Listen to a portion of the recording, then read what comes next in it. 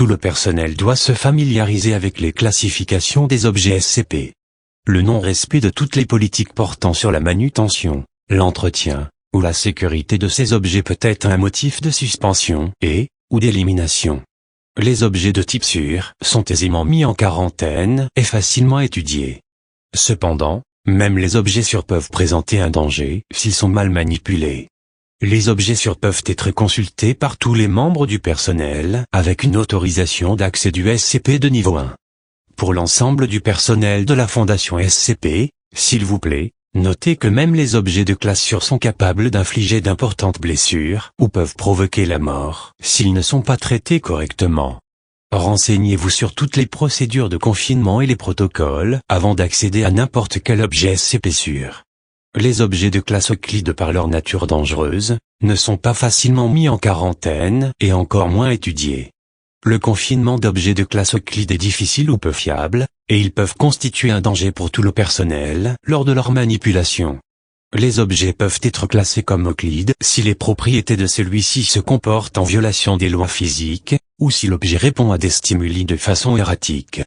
Les objets de classe Euclide peuvent être rétrogradés à sûr si une meilleure compréhension de leurs propriétés est atteinte, ou déplacés vers le niveau Keter s'il y a une menace systématique envers le personnel, ou une incapacité à établir une mise en quarantaine fiable.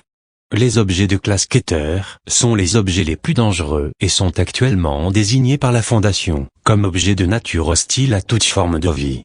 Ils sont impossibles à maintenir en quarantaine de façon fiable.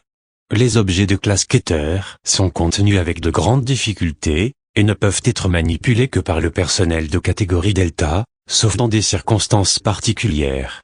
Ces objets sont soit d'une immense valeur stratégique militaire, si un contrôle de cet objet peut être établi de manière fiable, soit ne peuvent pas être détruits par des moyens conventionnels.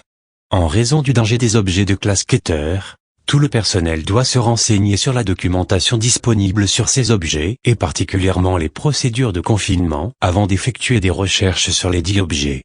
Les objets de classe Domiel sont des anomalies extrêmement rares et généralement hautement confidentielles que la Fondation utilise pour contenir ou contrer les effets d'autres objets dangereux, principalement de classe Keter. L'existence même de la classe Domiel n'est connue que par les membres les plus haut placés de la Fondation et leur localisation, fonction et état actuels ne sont connus que par quelques rares membres du personnel en dehors du Conseil E5. Les objets anormaux, objets étudiés par la Fondation, qui en a conclu qu'ils ne méritent pas d'études plus approfondies ou de procédures de confinement particulières. Certains de ces objets peuvent être reclassés avec les niveaux de classification standard.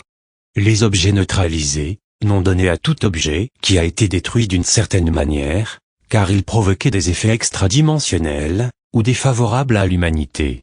Les objets classés dans cette catégorie doivent avoir une note indiquant à quelle classe ils étaient lorsqu'ils étaient actifs.